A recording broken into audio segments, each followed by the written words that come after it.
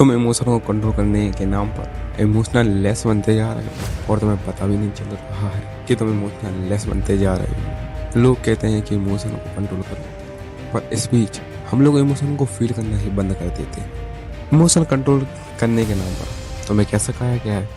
कम हंसो, ज़्यादा मत रो, फीलिंग दिखाओ मत। लोग वीक समझेंगे, लोग पागल समझेंगे और तुम मान भी गए। पर ये इमोशन कंट्रोल करना नहीं है, ये इमोशन को दबाना है। इमोशन इंटेलिजेंट का मतलब होता है अपनी फीलिंग को समझना, तब वो खुद तुम्हारे लिए काम करने लगती है। इमोशन क्या है और क्यों है?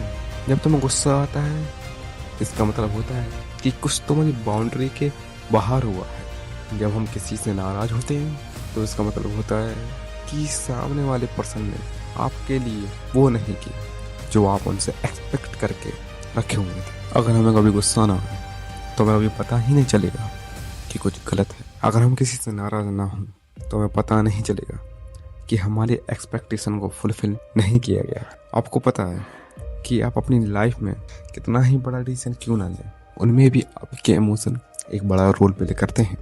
आप जानते हैं कि हमारे 80 से 90% डिसीजन इमोशनल बेस्ड होते हैं।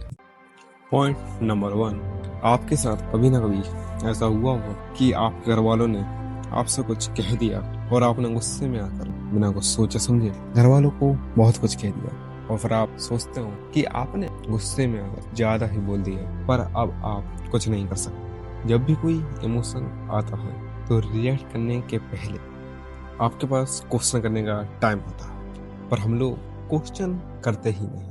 हम लोग क्या करते हैं, इमोशन आया और जो मन में आया वो बक दिया। हम कभी ये नहीं सोचते कि ये इमोशन क्यों आया है, इसके आने की वजह क्या है। हमको तो बस इमोशन को बाहर निकालने से मतलब होता है और हर इमोशन के आने का कोई ना कोई तो रीजन होता ही है और वो आपको कोई ना कोई मैसेज देना चाहता है। काफी लोग इमोशन कंट्रोल करने के नाम पर इमोशन को दबाने लगते हैं, पर ये उनकी सबसे बड़ी गलती है। कहीं आप भी तो यही गलती नहीं कर रहे?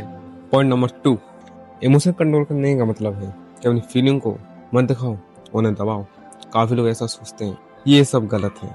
हर इमोशन कोई ना कोई मैसेज लेकर आता है। अगर आप उसे दबा दोगे तो आप कैसे जान पाओगे कि वो इमोशन क्या बताना चाहता था। आपको इमोशन को समझने की कोशिश करनी है, न कि उसे दबाने की। आप अपने इमोशन नहीं हो, न ही आपको अपने इमोशन से अटैच्ड होना है। चलो ये तो सीख लिया कि इमोशन को दबाना नहीं तो करना क्या है। अब जब हमें पता है कि हमें इमोशन को दबाना नहीं है तो करना क्या है, इनके साथ हमें 90 सेकंड रूल का यूज करना है। आपको पता है कि कोई भी इमोशन आपकी बॉडी में 90 सेकंड से ज्यादा नहीं रह सकता। अगर आप उस 90 सेकंड या कोई भी रिएक्शन नहीं देते तो खुद ब खुद 90 सेकंड के बाद चला जाता है। हर इमोशन का एक टाइम होता है, चाहे वो गुस्सा हो या डर हो। कोई भी इमोशन सिर्फ 90 सेकंड तक ही रह सकता है। अगर आपका कोई इमोशन 90 सेकंड के बाद भी ना जाए तो इसका मतलब है कि आप उस इमोशन को जान ही नहीं दे रहे हो या आप बार बार उसी इमोशन के बारे में सोच रहे हो।